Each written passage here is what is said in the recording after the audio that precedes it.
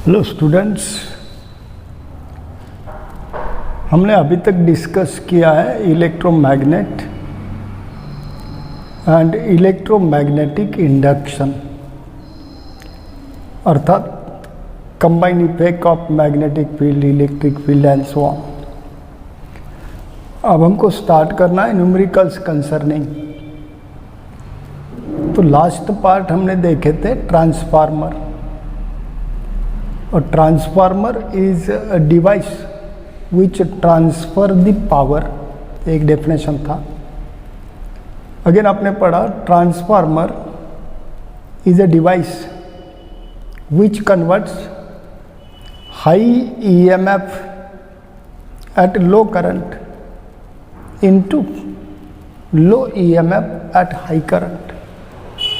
तो ये हमने देखा ट्रांसफार्मर का प्राइमरी कॉइल होता है, ट्रांसफार्मर का सेकेंडरी कॉइल P1 P2 बोला था, और इसको S1 S2, इसके अक्रॉस आपने पोटेंशियल डिफरेंस अप्लाई किया था या EMF से, और इसके अक्रॉस आपको पोटेंशियल डिफरेंस मिलता है सेकेंडरी बोला, ये प्राइमरी।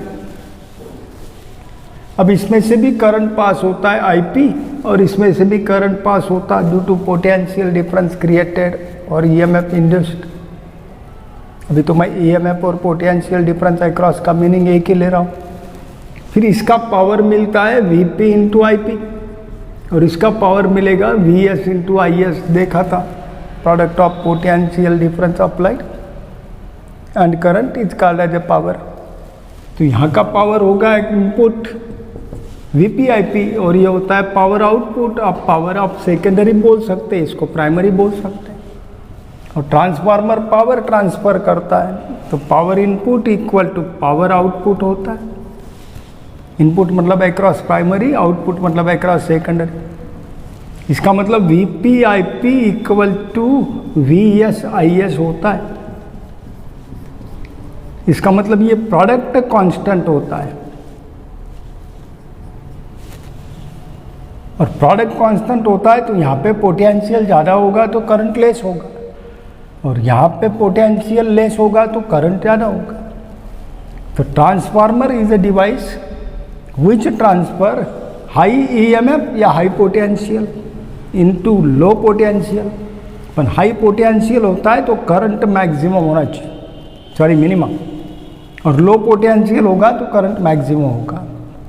इसलिए हमने बोला कि transformer is a device which transfer the power, या फिर transformer is a device which converts high voltage at low current into low current at high low voltage at high current. Transformer is a device which converts high voltage at low current into low voltage at high current. समझा? And vice versa, मतलब low voltage at high current into high voltage at low current. और हमने देखा था high voltage को low voltage में transfer करता है, तो इसको आपने स्टेप डाउन ट्रांसफार्मर बोला। एंड स्टेप अप ट्रांसफार्मर उसको बोलते हैं जो low voltage applied across the transformer इसको हाई वोल्टेज में कन्वर्ट करता होगा, तो उसको आपने स्टेप अप ट्रांसफार्मर बोला। तो ट्रांसफार्मर तो आपने पढ़ लिए, दोबारा पढ़ो। तो transformer is a device which transfer the power, that is transformer is a device which converts high EMF, voltage भी बोल सकते, at low current into low voltage at high current, and vice versa. समझ गया? सिर्फ वो power transfer करता है, और पावर इक्वल टू प्रोडक्ट आता है E इंटू I। अब E के बजाय आप V भी बोल सकते हैं, करंट I बोल सकते हैं।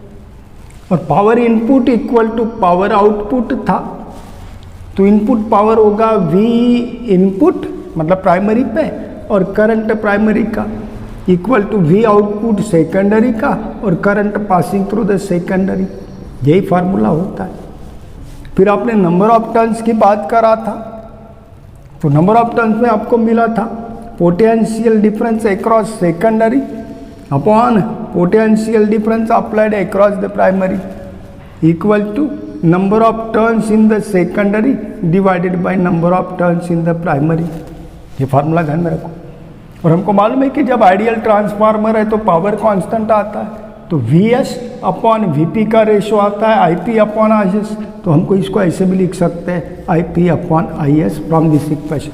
देखिए ना, Vs वहाँ पे रखो, Is इधर लेके जाओ और Vp इधर लेके जाओ, तो Vs अपॉन Vp का रेशो आता है Ip अपॉन Is। तो ये भी फार्मूला आपको ध्यान में रखना होगा।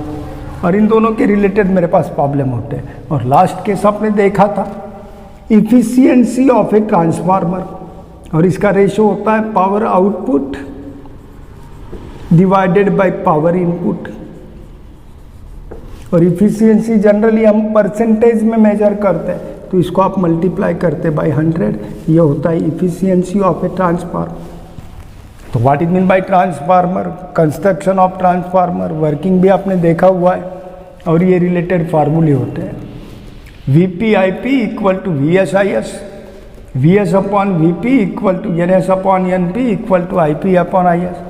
ये Vs upon Vp equal to Ip upon Is यहाँ से ही मिलता है। Vp इधर लेके जाओ तो Vs upon Vp equal to Ip upon Is होगा। और नंबर ऑफ टर्न्स में ये रिलेशन ध्यान में रखो, Vs upon Vp equal to Ns upon Np। और बाद में इफिशियंसी ऑफ ए ट्रांसफार्मर। तो मेरे को आज कुछ न्यूमेरिकल्स करने हैं स्टूडेंट्स, तो फार्मूले तीनों भी नोट करके रखो प्रॉपर, और प्रॉब्लम्स पे जाते हैं।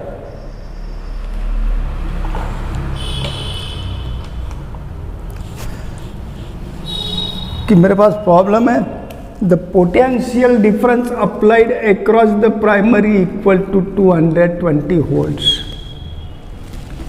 पोटेंशियल डिफरेंस अप्लाइड क्यों obtain across the secondary equal to 11 volt.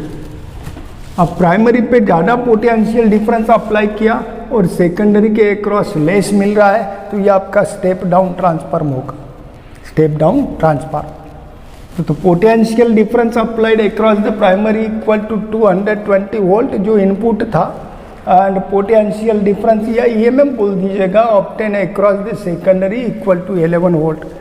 सामने लिखा है if current in a primary equal to 10 ampere find current passing through the secondary of a transformer. बड़ा सोपा केस है, हमको पता है as Vp Ip equal to Vs Is। हमको Is फाइंड आउट करना है, current passing through the secondary, तो देयरफॉर Is होगा Vp Ip upon Vs।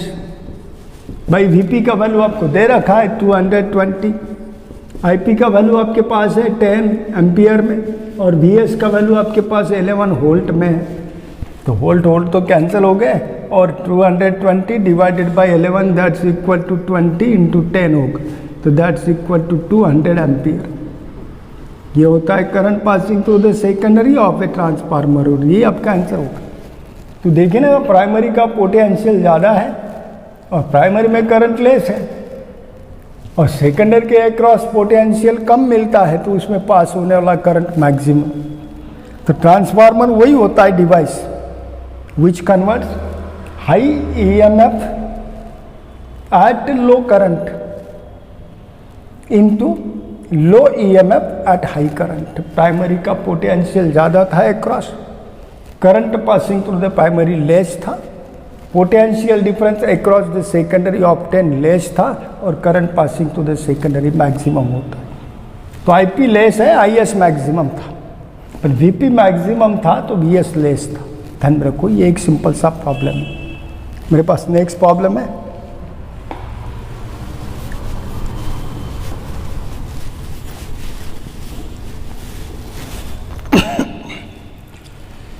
The potential difference applied across the primary equal to 220 volt. Potential difference applied across the secondary equal to 11 volt. ये applied होता है input, और ये obtain होता है not applied. तो potential difference applied across the primary equal to 220 volt, potential difference obtain across the secondary equal to 11 volt. EMF भी बोल सकते हैं। Number of turns in a primary equal to 200. Find number of turns in the secondary, find out करना है. बड़ी सोपी case, समझा. अब इसमें प्रॉब्लम को एक्सटेंड करते हैं. Also find current passing through the secondary coil. Current passing through the primary दे भी सकते हैं. वो नेक्स्ट प्रॉब्लम ले लेते हैं.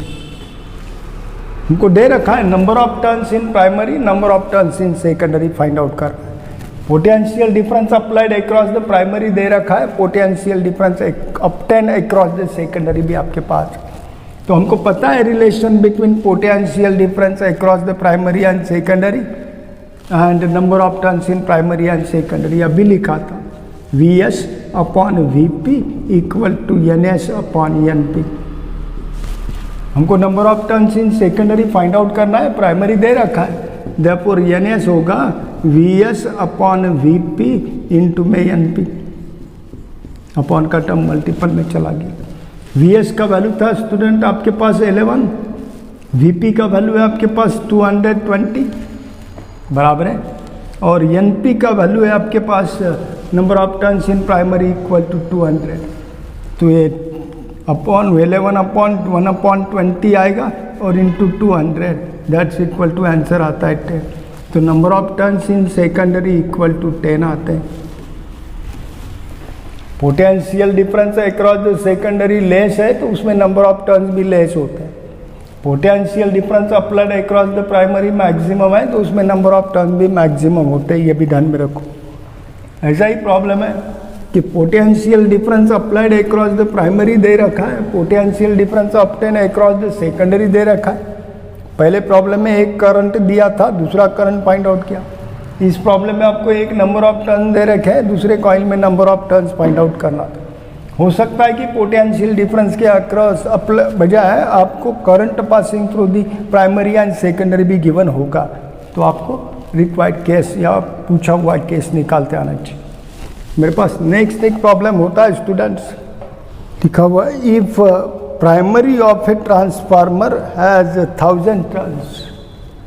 Primary of a transformer has 1000 turns and secondary of a transformer has 3000 turns दे रखे. बाद में बोला current through primary is 10 ampere. Current passing through the primary equal to 10 ampere. हमको पूछा find current through the secondary. अभी करा होगा.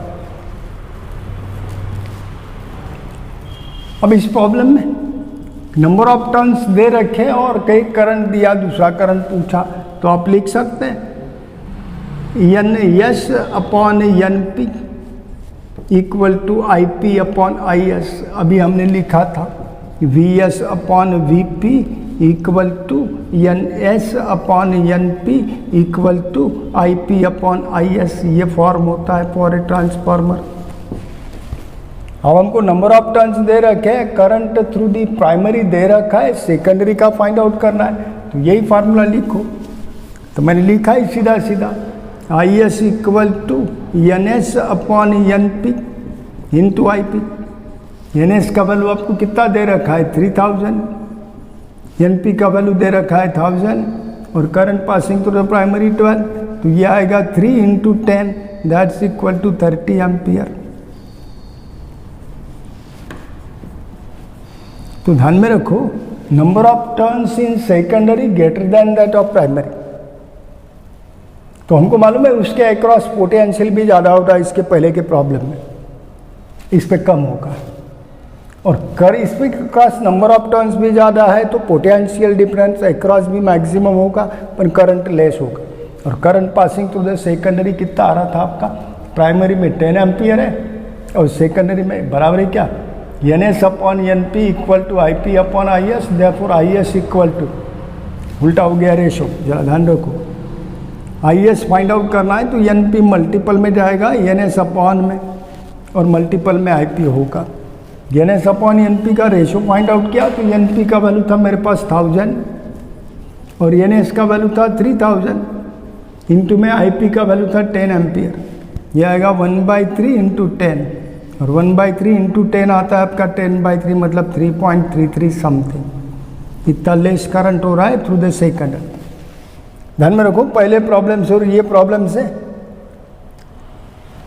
कि सेकेंडरी में नंबर ऑफ टर्न्स ग्रेटर है तो potential difference across the secondary भी मैक्सिमम होगा, और potential difference across the secondary maximum है तो current through the secondary less होगा, क्योंकि पावर ट्रांसफर होता है, पावर कांस्टेंट होता है, V और I का प्रोडक्ट कांस्टेंट होता है, एक क्वांटिटी ग्रेटर है तो दूसरा लेस होता है। तो ये होते हैं current, number of turns, potential difference, number of turns का case.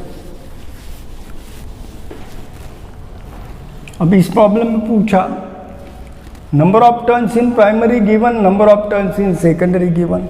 Current passing through the primary दे रखा है, current passing through the secondary अभी हमने निकाला था, कितना निकाला था 10/3। अब हमको potential difference applied across the primary दे रखा है तो इस केस में हम पावर वगैरह भी निकाल सकते हैं। तो नेक्स्ट प्रॉब्लम पे इफिशियंसी, तो मेरे पास एक प्रॉब्लम है,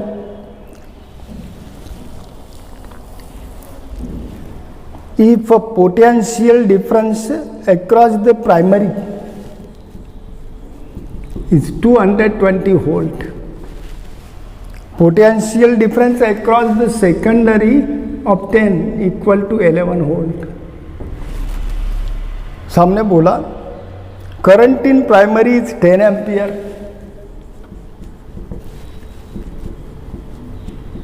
अब इस प्रॉब्लम करा था, साथ में बोला फाइंड करंट इन सेकेंडरी, पर यहाँ पे इस प्रॉब्लम में हमको बोला फाइंड पावर एंड इफिशियंसी।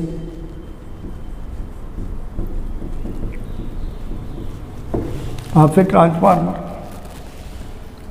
बेटा डाटा तो आपके पास है, पावर और इफिशियंसी फाइंड आउट करना है।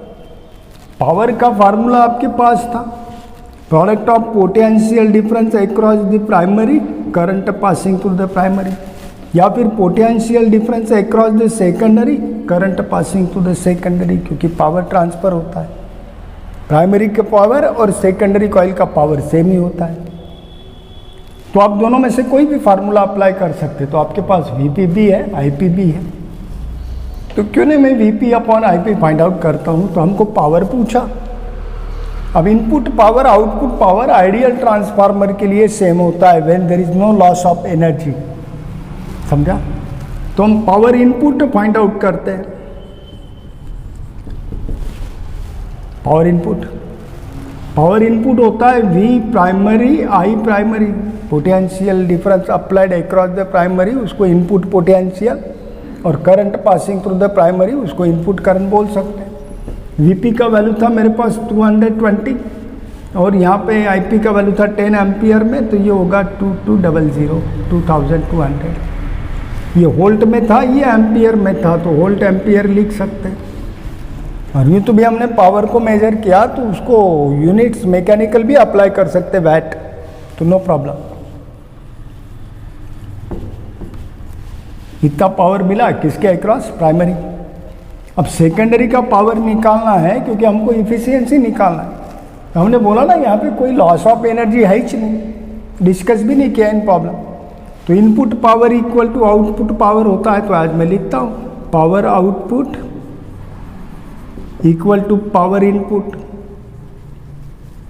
और पावर इनपुट का वैल्यू था 2200 वैट, क्योंकि इनपुट जितना है उतना आउटपुट होता है for an ideal transformer when there is no loss of energy.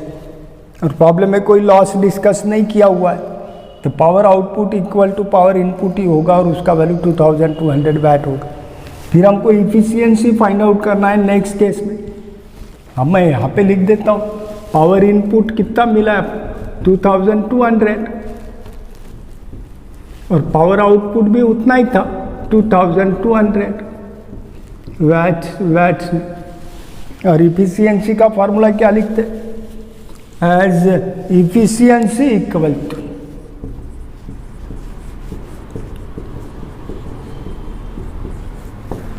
Eta equal to power output divided by power input into में 100। ये तो दोनों सेम ही थे, 2200 into 100 and that's equal to simply 100 आएगा इन परसेंट।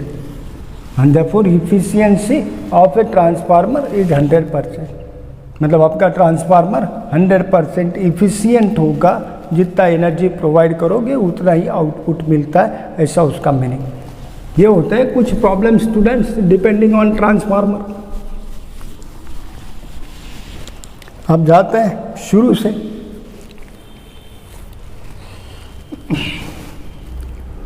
सबसे पहले हमने देखा था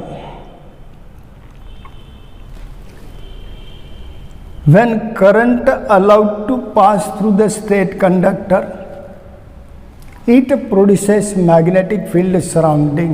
पहला केस ध्यान में रखो इलेक्ट्रोमैग्नेट का। हमको प्रॉब्लम जाना है concerning formula and so on. ध्यान में आ रहा है? तो ये मेरे पास करंट कैरिंग कंडक्टर था और इसमें से करंट पास होता है, आप पढ़ो पूरे फार्मूले मस्ट होते हैं। और इसके सराउंडिंग मैग्नेटिक फील्ड प्रोड्यूस होता है in the form of circular loops. ये मैग्नेटिक लाइंस ऑफ फोर्स होती है। और ये था direction of magnetic field in the direction of curl finger. और जहाँ पे आपके पास मैग्नेटिक फील्ड होता है, इलेक्ट्रिक फील्ड होगा, ग्रेविटेशनल फील्ड होगा, उसको अपना स्ट्रेंथ होता है at a point in a field. तो भाई इस पॉइंट पी पे इस मैग्नेटिक फील्ड का हमको स्ट्रेंथ देखना है, स्ट्रांग है कि वीक है। और उस स्ट्रेंथ को बोलते हैं आप मैग्नेटिक इंडक्शन। इलेक्ट्रिक फील्ड में उसको इलेक्ट्रिक इंटेंसिटी बोलते हैं, ग्रेविटेशनल फील्ड में भी ग्रेविटेशनल इंटेंसिटी बोलते हैं। यहाँ पे लेकिन हम उसको मैग्नेटिक इंडक्शन बोलते हैं। और magnetic induction at this point find out करना है तो उसका डायरेक्शन होगा टेंजेंशियल। कैसा होगा? Tangential to magnetic lines of force. इस पॉइंट पे बोला तो यहाँ पे उसको टेंजेंशियल होगा, इस पॉइंट पे बोला तो उसको टेंजेंशियल होगा। ये ध्यान में रखो। और इस मैग्नेटिक फील्ड का मतलब magnetic induction of magnetic field, उसका वैल्यू हमको फाइंड आउट करना है। तो उसके लिए कंसर्निंग फार्मूला होना चाहिए, दे दूंगा। पहले दोबारा बताता हूँ ये मैग्नेटिक इंडक्शन कैसे निकालते हैं।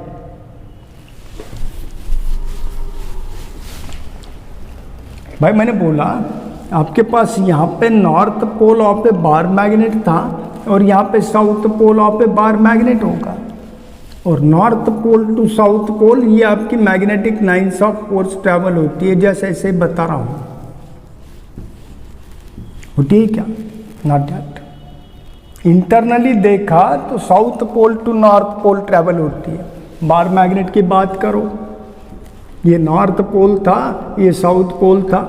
North pole to south pole ऐसी फ्लक्स ट्रैवल होती है, north pole to south pole ऐसे ट्रैवल होती है। और internally south pole to north pole, ये ध्यान में रखो। कोई प्रॉब्लम?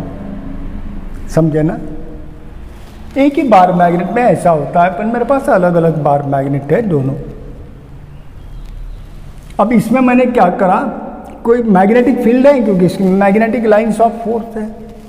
कोई पॉइंट पी कंसीडर करो, उसके सराउंडिंग कोई एरिया कंसीडर करो ds। इसमें से कितनी magnetic lines of force emerge out होती है नॉर्मली मेजर करो। इसको बोलते हैं magnetic flux on that area ds। d5 से नोटअप करते हैं, आपने देखा था। magnetic lines of force coming out normally through the given surface surrounding a point in a magnetic field, और उसका यूनिट आता है वेबर, हम सबको पता है।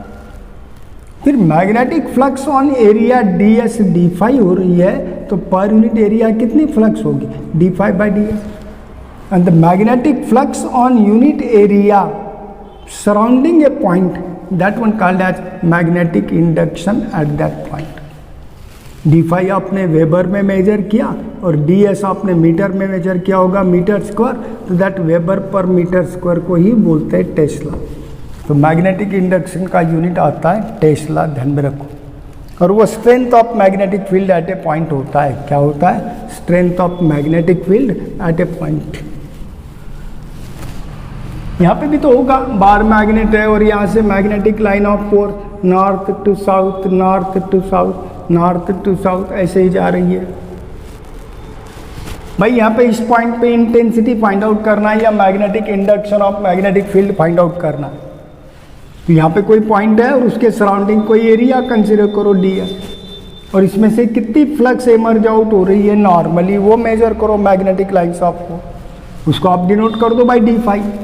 तो on area ds total flux equal to d phi, per unit area कितनी होगी? d phi by ds। तो उस पॉइंट P के सराउंडिंग यूनिट एरिया लिया, उसमें से इतनी फ्लक्स एमर्ज आउट होती है नॉर्मली, उसको ही बोलते हैं magnetic induction at that point. तो magnetic induction at a point का एक सेंस फीलिंग ध्यान में आया होगा।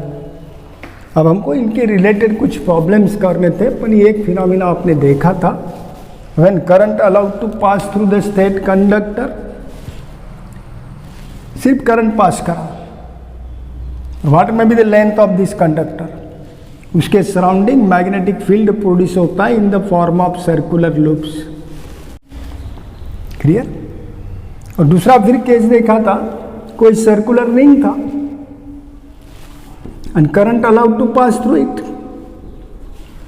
अब रिंग है तो कंडक्टिंग मटेरियल का ही होगा, तो current allowed to pass through the conductor का ही केस हो रहा है।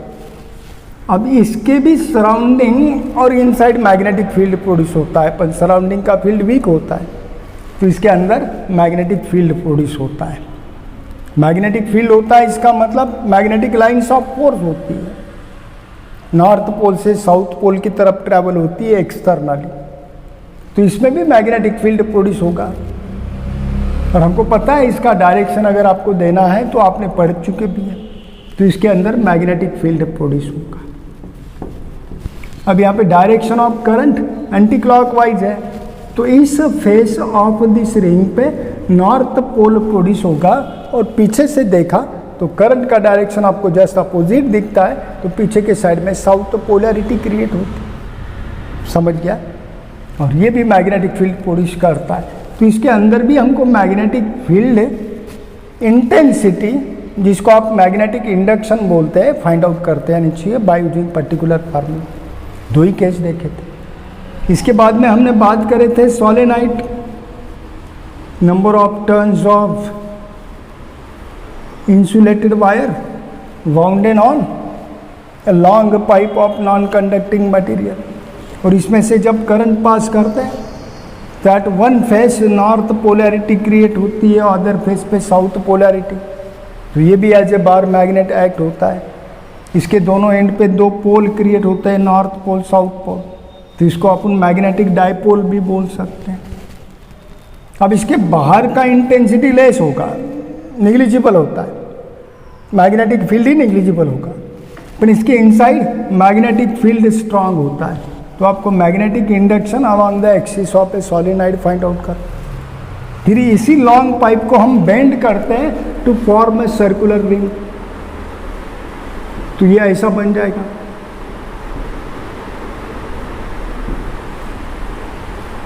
तो इसको आपने टोराइड या टोराइड कॉइल बोला था। इसके अंदर भी स्ट्रॉन्ग मैग्नेटिक फील्ड प्रोड्यूस होता है, बाहर की तरफ देखा तो निग्लिजिबल होता है। इसके अंदर भी हर एक पॉइंट पे हमें मैग्नेटिक इंडक्शन फाइंड आउट करना है, स्ट्रेंथ ऑफ मैग्नेटिक फील्ड पढ़ के रखो पूरे फॉर्म। और फिर ये फिनोमिना था इलेक्ट्रोमैग्नेट का, और आपको जब कोई स्ट्रॉन्ग इलेक्ट्रोमैग्नेट प्रिपेयर करने होते हैं तो इसका मैग्नेटिक फील्ड का इंटेंसिटी इंक्रीज करने के लिए इसके अलोंग एक्सिस के अलोंग कोई मटेरियल का रॉड रखते हैं, generally made up of ferromagnetic material, और वो permanent magnet as a behave करता है, ये भी हमने पढ़े हुए हैं।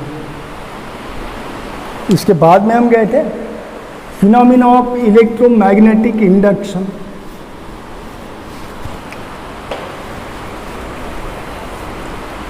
But before that, आपके पास कोई मैग्नेटिक फील्ड था, north pole to south pole like such one suppose,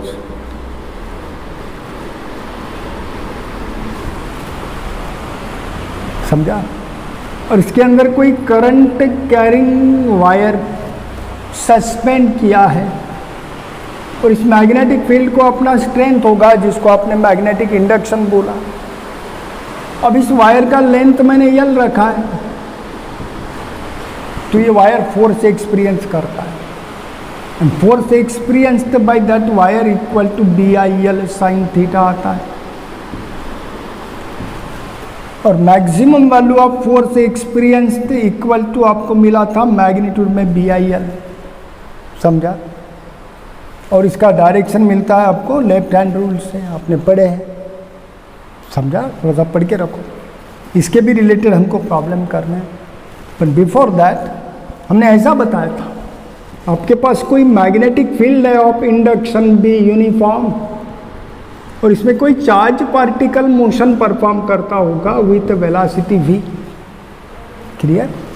direction of magnetic field और वेलोसिटी में एंगल थीटा होगा, तो ये चार्ज्ड पार्टिकल पॉजिटिव होगा या निगेटिव होगा? Moving charge particle in a magnetic field will experience a force, and the force experienced equal to BQV sine of theta, ये formula था। थीटा जब 90 पुट अप करते हैं तो साइन 90 का वैल्यू 1 होगा, तो मैक्सिमम फोर्स एक्सपीरियंस का फार्मूला आता है BQ, अर्थात हमको इसको वेक्टर फॉर्म में भी लिखते आता है, पर अभी तो ये फार्मूला था। ये था maximum force experienced by moving charge particle in uniform magnetic field, और ये था force experienced by that charge particle. और इसी लॉरेंट्ज फोर्स से हमने force experienced by this conducting wire when suspended in uniform magnetic field निकाला था। जनरल फार्मूला भी था फोर्स एक्सपीरियंस, और ये एक्चुअली मैक्सिमम फोर्स एक्सपीरियंस का फार्मूला था। और इनके रिलेटेड हमने एक डिवाइस भी कंस्ट्रक्ट करा था, दैट इज इलेक्ट्रिक मोटर। उसका कंस्ट्रक्शन, वर्किंग आपको मालूम होना चाहिए, principle of working, construction and then working, proper पढ़ाई करो। इसके बाद में हम गए थे फिनोमिना ऑफ इलेक्ट्रोमैग्नेटिक इंडक्शन। तो मैंने बोला आपके पास कोई मैग्नेटिक फील्ड है, वो मैग्नेटिक फ्लक्स यहाँ पे है, magnetic lines of force travel हो रही है, और उसके नॉर्थ पोल होगा, और ये मैग्नेटिक फ्लक्स ट्रैवल हो रही है नॉर्थ टुवर्ड साउथ, इधर होगा, बहुत सारी फ्लक्स ट्रैवल होती है।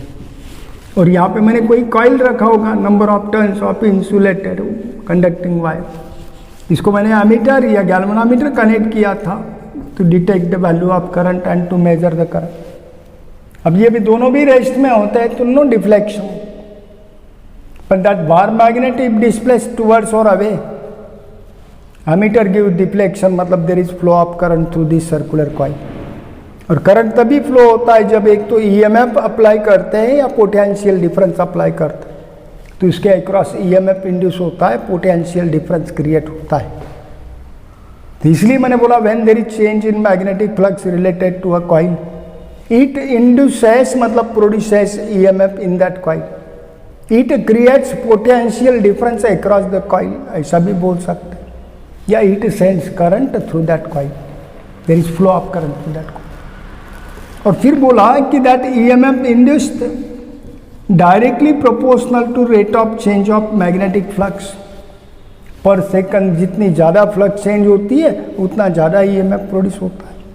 और फिर आपने लेंजेस लॉ दिया था और direction of EMF induce negative sign लगाया था, मतलब ये जो EMF इंड्यूस होता है पोटेंशियल डिफरेंस क्रिएट होता है across opposite in direction to the change, जो चेंज इन मैग्नेटिक फ्लक्स है तो इसको प्रोड्यूस कर रही, तो ये चेंज इन मैग्नेटिक फ्लक्स को अपोज करता है, ये होता है आपका लेंजेस लॉ। और फिर फिनोमिना ऑफ इलेक्ट्रोमैग्नेटिक इंडक्शन के रिलेटेड आपके पास एक डिवाइस कंस्ट्रक्ट किया था, that is your generator, AC generator, DC generator. तो उनके भी principal of working, construction and working आपने देखा था। दोनों भी जनरेटर प्रॉपर पढ़ो। फिर हमने देखा what is mean by transformer, और ट्रांसफार्मर के रिलेटेड तो प्रॉब्लम हो चुके हैं स्टूडेंट। अब हमको शुरू के हर एक केस के प्रॉब्लम्स करना है। तो नेक्स्ट पीरियड में स्टूडेंट मैं प्रॉब्लम्स कर लूँगा। All the best.